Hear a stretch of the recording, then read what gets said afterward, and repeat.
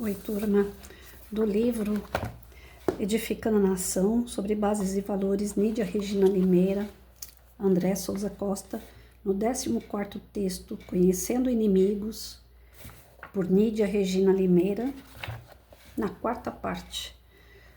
O Estado de inspiração socialista levanta a bandeira do Estado laico, o Estado separado da Igreja. Mas isto é uma narrativa com intenções bem definidas. Ao fim, o que quer é implementar o Estado antirreligioso, descredibilizando todas as religiões tradicionais, principalmente as de tradição judaico-cristã, que é tão combatida pelo progressismo. Ao contrário, o Estado laico é verdadeiramente defendido pelo liberalismo, que luta pela liberdade de qualquer cidadão seguir qualquer religião ou nenhuma.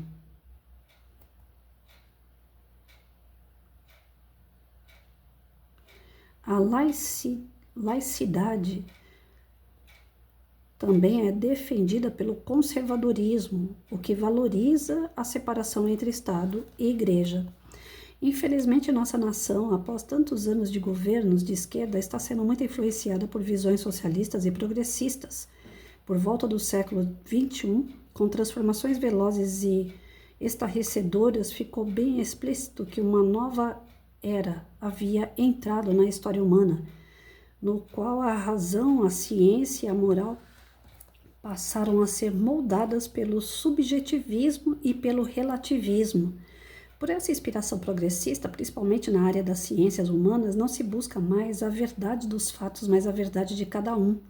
Manifesta com base de interpretações, opiniões e percepções pessoais. A visão dessa verdade relativa se firma quando a escola ensina que cada pessoa tem a sua verdade e que a verdade não existe. Assim, os jovens em nossos dias aprendem que não há mais a moral, e sim a moral própria, e são incentivados a não obedecerem a limites ou hierarquias. Os governos socialistas, com seus professores pós-modernos que querem que as crianças e os jovens cada vez mais fortaleçam dentro de si o humanismo, ideia de que o ser humano é o referencial absoluto de todas as coisas. Também pretendem ensinar que todas as relações hierárquicas são relações patriarcais e autoritárias, que por isso devem ser combatidas. Assim semeiam conflitos geracionais, promovendo a rebeldia e a fragmentação da principal instituição social, a família. Os mestres que adotam o subjetivismo utilizam a área da educação para que as crianças e os jovens cresçam acreditando que não existem princípios, valores, nem verdades absolutas, e que o que importa é o que eu acho. Isso empurra os jovens para a busca do prazer desenfreado, para as drogas, para os vícios, para a prática do aborto. A maioria dos jovens não percebe que são empurrados por forças políticas que os influenciam, utilizando inclusive políticas públicas, que os incentivam a estarem longe de suas famílias o mais cedo possível, a fim de que, assim afastados do lar, fiquem mais vulneráveis. Essa era trouxe um dilema. Aquilo que é mais importante na vida, liberdade, justiça, espiritualidade, família, dignidade, patriotismo e honra, foi reduzido a nada mais que ficções. Assim, a moral fazia que Assim, a moral vazia que inspira as pessoas capturadas pelo progressismo pós-moderno leva-os a não se importarem se tudo for desconstruído, porque para elas tudo perdeu o sentido e não tem certeza sobre nada, restando apenas um humanismo pelo qual se impõem a si mesmas no centro de tudo e de seus relacionamentos egoísticos, melhor dizendo. Com base nessa visão de desencanto geral, as visões esquerdistas levam ao crescimento do Estado com seu objetivo consequente de controlar as pessoas. Então, quanto mais pessoas dependerem do Estado, menos liberdade eles terão, porque quanto mais o Estado intervém, mais ele se expande. Quanto mais se expande, mais se fortalece. Assim, fortalecido e poderoso, o Estado passa a mostrar que não é nada neutro e passa a interferir fortemente na vida pessoal, na economia, na política, na religião, chegando ao ponto de tentar retirar o poder da família sobre as crianças e adolescentes.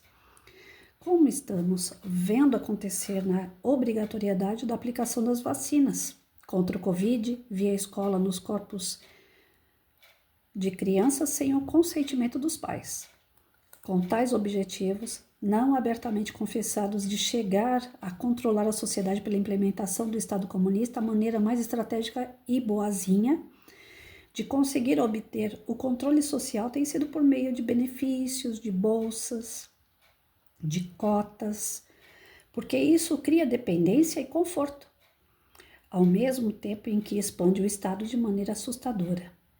Os governos de esquerda lutam para que a única forma de obter acesso ao que a sociedade produz de bom seja alcançado apenas por meio dos serviços públicos. Assim, valorizam enormemente a escola pública, a saúde pública, a televisão pública, a segurança pública, a renda universal e etc. Isso fica ainda mais suspeito quando o Estado quer impedir a organização da sociedade civil, por exemplo, arranjando meios legais para fechar escolas privadas, e não quer dar espaço para que existam instituições fora do Estado.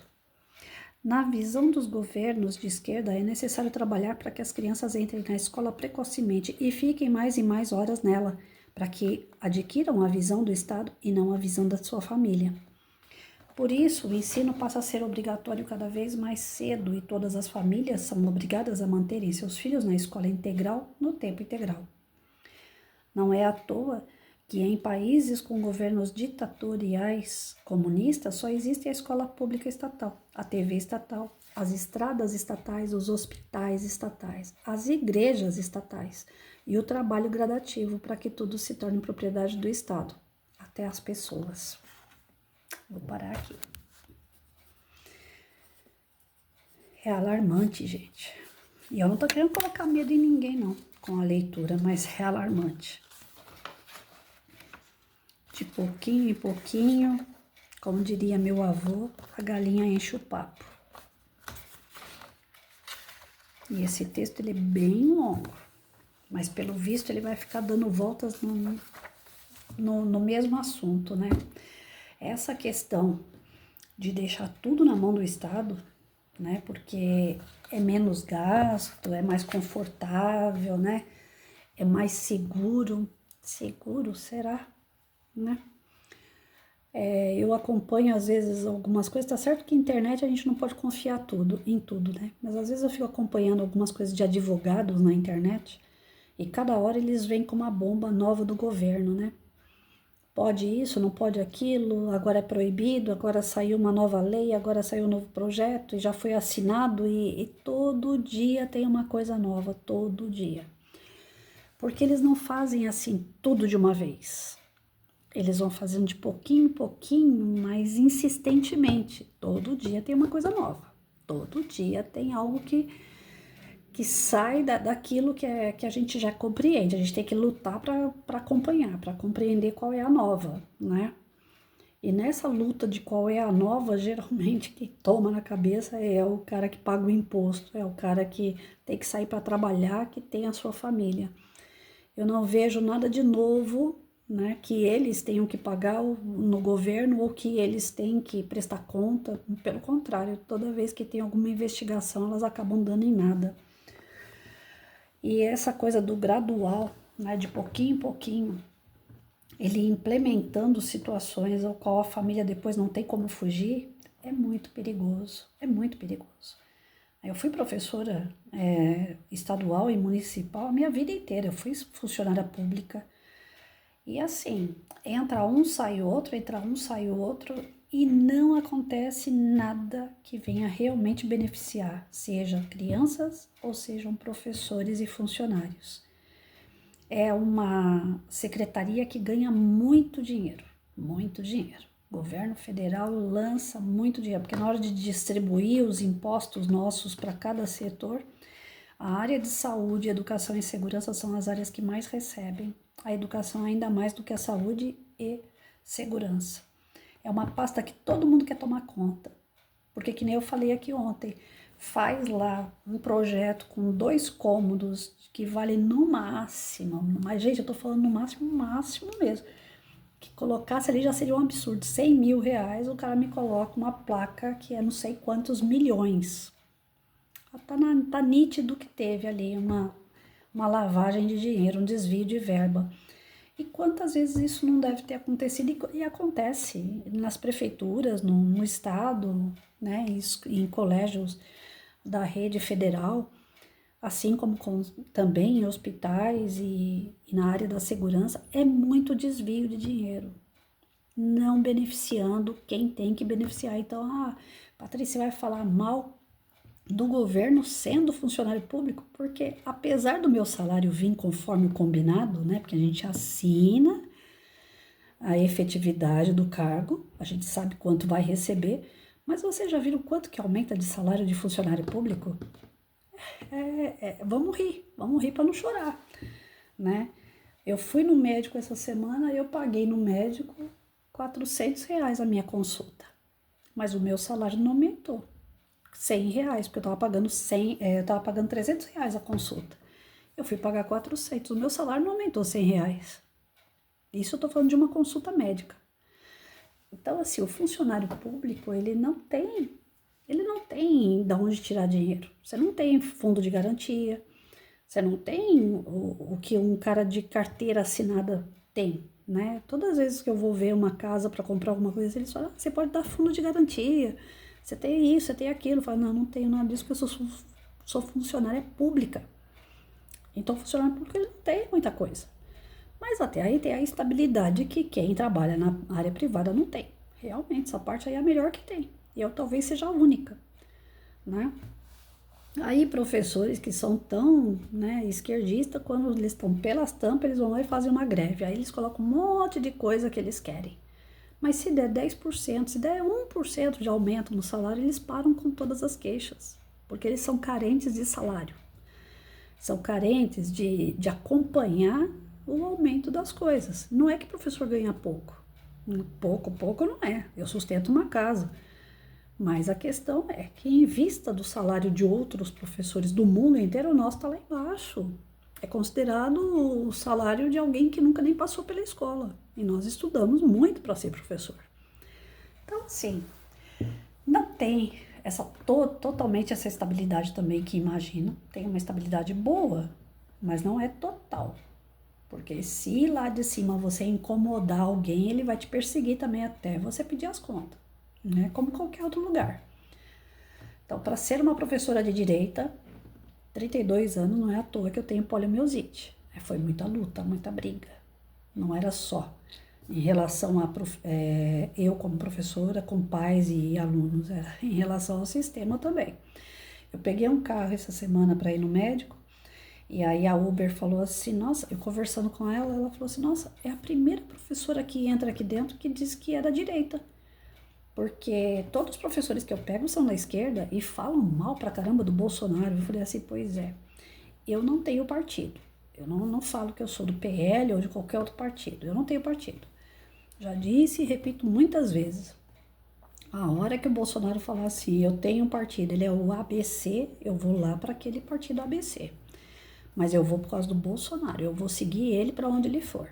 O dia que ele morrer, nós estamos na roça, porque eu não confio em mais ninguém, a não ser que seja ele.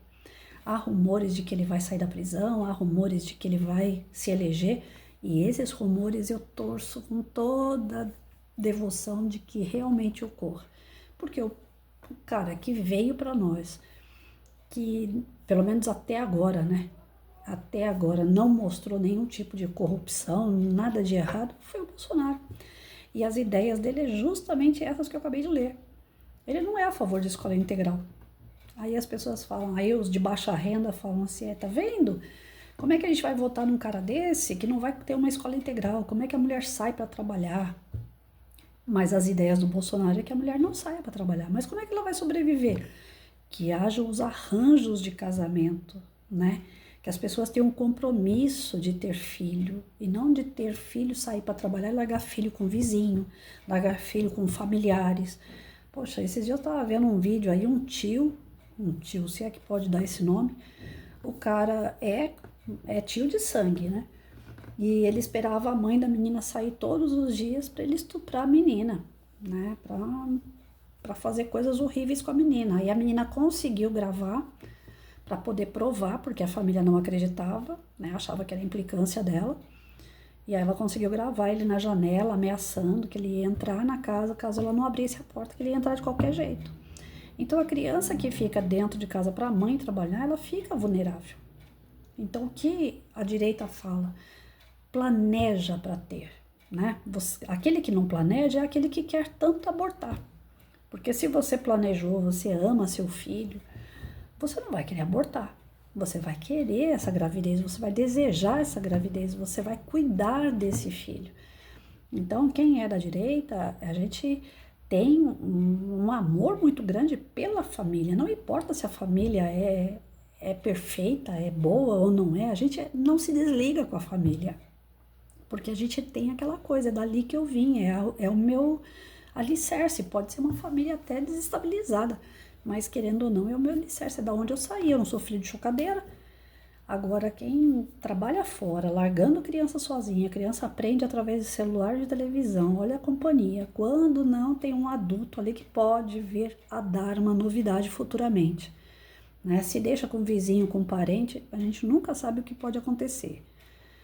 Então, é organizar a vida. A direita só pede isso, que cada um assuma a sua responsabilidade, né? Quero casar? Então eu tenho que ver direito com quem eu vou casar, onde eu vou morar, como vai ser a nossa vida. A gente tem condições para casar? Não é assim, se der certo, deu, se não der, a gente larga. E as pessoas hoje estão nessa falta de compromisso na família, no trabalho, nos estudos, né? Eu vi um vídeo hoje de manhã que eu cheguei a chorar com aquele vídeo. Um amigo mandou para mim assim, na nossa época, a gente não via a hora de chegar ao final de semana para poder se juntar com a turma na rua. A lata de óleo que a mãe usava na comida, quando ela terminava, a gente usava para enrolar a linha do pipa ou para fazer aquele brincadeira do taco, né? Com a bolinha para acertar a lata. E aí a gente pegava a bicicleta, ou então a gente ia brincar de bola, corda, bambolê. A gente brigava na escola, brigava, como toda e qualquer criança, mas daqui a pouco eu já estava rindo, já estava amigo de novo, né? O professor, a gente carregava o material do professor, a gente prestava atenção na aula, mesmo que a gente não entendesse nada, a gente não tinha coragem de falar para o professor, não entendi, levanta a mão quem não entendeu, a gente nunca levantava a mão, porque a gente tinha um respeito, né? Aquele medo talvez também, mas era algo saudável, não era aquele medo de, um dia eu vou pegar esse professor. Então, no vídeo falava assim, hoje a molecada vai guardar o que futuramente? Eu tenho saudade de matar minha professora? Porque é o que está acontecendo, o aluno matando o professor. E a gente não, a gente ainda ama nossos professores. Eu fui na casa de um professor de matemática umas semanas atrás, eu me senti uma menina de 9 anos de idade outra vez. Porque a gente tem uma visão, assim, de admiração por aqueles que vieram antes da gente, né? Então, quem é da direita tem uma postura, a gente dá risada, a gente brinca, a gente tem momentos alegres, mas é tudo saudável, não interfere na vida das pessoas, não machuca ninguém, não leva aquela coisa do só eu que tenho razão, porque aqui aos poucos, como eu falei, a galinha enche o papo, porque o governo vai dando assim aquelas condições. Você tem razão, você tem direito. Mas e o dever? Ele não aponta deveres, ele só aponta que você tem direito. Então, hoje você pega um homem vestido de mulher, que acha que é mulher, brigando com uma mulher, batendo numa mulher, e aí você não pode ter o Maria da Penha, né? Ele tem a força de um homem vestido de mulher e você não pode ter o direito de se defender perante a lei Maria da Penha, porque no fundo ele tem uma identidade de mulher. Então, olha só, né? Eu tenho direitos, todo mundo tem direitos, mas e aí? É direito só para uns, para outros não. E isso daí é de pouquinho em pouquinho, desconstruindo aquilo que era equilibrado, que estava buscando um progresso, para desequilibrar todo mundo e a gente estagnar. E a gente brigando entre si, enquanto isso os governos dando risada, deitando e rolando, né? Tá dando certo. Enquanto eles brigam, a gente faz a farra. Enquanto eles estão se degladiando, né? Ao invés de lá a gente ficar acompanhando Para onde que vai a verba da educação, para onde vai a verba da saúde, para onde vai a verba da segurança, nós estamos brigando para saber quem é homem, quem é mulher, quem tem direito, quem não tem. De coisas, sabe, século XXI, e a gente tendo que debater o que é homem e o que é mulher, sendo que a ciência já colocou isso daí, né, bem claro, X, X, X, Y. Deputados fumando maconha, utilizando droga lá dentro, escancaradamente, sai por aí batendo em todo mundo, arrumando confusão, foi jogado para fora, entra com recurso e provavelmente ainda vai ganhar o recurso e vai voltar a legislar. Um cara maconheiro é que como é que fala? Legisla, né? Então, como é que pode um negócio desse? Sendo que antigamente a gente via um maconheiro e falava, filho, você para com isso, você vai comer tua maconha, né? Era algo rígido que colocava respeito. Você quer fazer, você vai fazer, mas vai fazer bem escondido. E não aqui na cara de todo mundo, rindo da cara das pessoas, né? Então tá tudo muito escancarado, tudo eu posso. E tem um professor de filosofia meu que ele falava, o que dá uma contida nas pessoas, né, é o fato da liberdade vir acompanhada com a responsabilidade. Se ela não tiver responsabilidade, ela não pode ter liberdade, senão isso aqui vai virar um caos. E o socialismo, ele prega isso, que vire o caos, que eles se degladeiem entre si, que eles se odeiem entre si, para que enquanto isso a gente vá ganhando força perante aqueles que acham que nós somos o máximo. E eles vêm com, não vou dizer que com leveza bem a palavra, mas assim, com a simpatia, né? Eles tentam conquistar as pessoas na simpatia. Já eu tenho o Bolsonaro, um cara grosso, estúpido, mas um cara que tem um coração maravilhoso, um cara que enxerga a criança, que enxerga o doente, que enxerga a mulher, que enxerga o idoso e que não é falso perante isso tudo, né? O querer bem as pessoas, né? Ele, na simplicidade dele de comer um pastel no meio da rua, não tinha um que não parasse, não quisesse tirar uma foto com ele. Já esse presidente aí, né? Algumas pessoas cercam ele babando o ovo, sim, mas não tem nem comparação, né? Vai fazer uma motociata aí para ver o que vai dar, né? Coloca os dois, Bolsonaro e o 9 Dedos, para fazer uma motociata, ou mesmo um dia de bate-papo, e ver qual dos dois lugares enche. Não precisa nem ter eleição para a gente saber, né? Mas para a justiça, que é justiça hoje, que é da esquerda também, que também já se uniu, é difícil, né? Nós fomos de pouquinho em pouquinho sendo entregues para uma série de esquemas, de combinações de interesses, e cada vez vai sendo mais fundo o buraco, né? Ou as famílias começam a tomar atitude, que nem aconteceu ali, acho que foi no Rio Grande do Sul, não me lembro bem que local. As famílias falaram, meus filhos não vão mais para a escola. E aí o juiz, que foi constatado também que era usuário, o juiz decretou a família ser presa, porque eles estavam dando aula para os filhos em casa. Eles não queriam que os filhos fossem para a escola. Aí mostraram o porquê que não queriam que fosse para a escola. Vídeos de pornografia, né, de baixo calão, as músicas. Então eles não queriam que os filhos vissem essas coisas. Começaram a dar aula em casa. E aí é aquela história, né? A criança fica faltando na escola, a escola tem que avisar o conselho tutelar foi ver o que aconteceu e aí foi entregue ao governo uma situação que o governo não aceita. Imagina, a família vai tomar as rédeas da educação de criança, e se isso virar moda, e se isso começar a caminhar em outros lares, né? Então, não, vamos conter logo, já vamos botar medo que vai preso. Pronto, aí ninguém faz. Vocês acham que aconteceu o quê quando Hitler entrou, né, nos países onde tinham judeus, gente? Vocês acham que ele entrou com tudo? Foi de pouquinho em pouquinho. Foi de pouquinho em pouquinho. Depois que as pessoas começaram a ver que que o negócio não era nada daquilo, aquele sorriso dele. Eu vi uma terapeuta falando sobre o Hitler, né? Ela falou assim, gente, o Hitler era cativante. Ele não era só inteligente, ele cativava. Ele sabia falar a língua de quem queria ouvir e o que queria ouvir. Ele ganhava confiança. Todos que estavam perto dele ouviam as histórias. Nós vamos fazer, nós vamos conquistar, nós vamos ter, vai ser bom para todos nós. E essa conversa do todos nós, na verdade, era só para ele. Ele e ele. E olha o que deu aí. Sei lá. Quanto mais eu falo, mais medo eu tenho, porque minha cabeça vai longe. Eu já vi essa história antes.